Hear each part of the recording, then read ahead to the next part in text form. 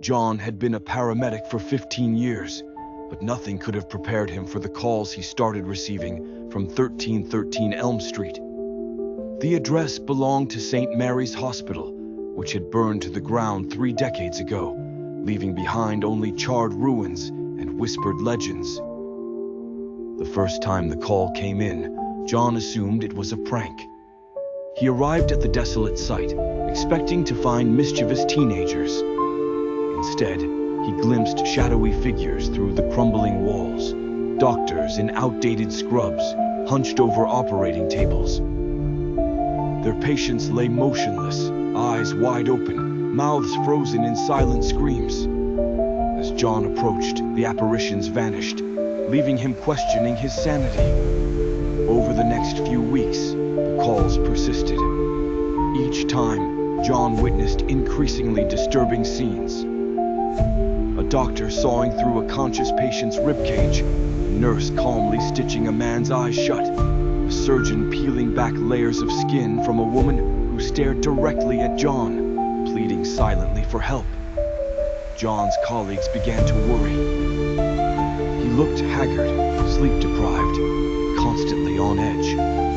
But he couldn't shake the feeling that something sinister was at play, something that demanded his attention.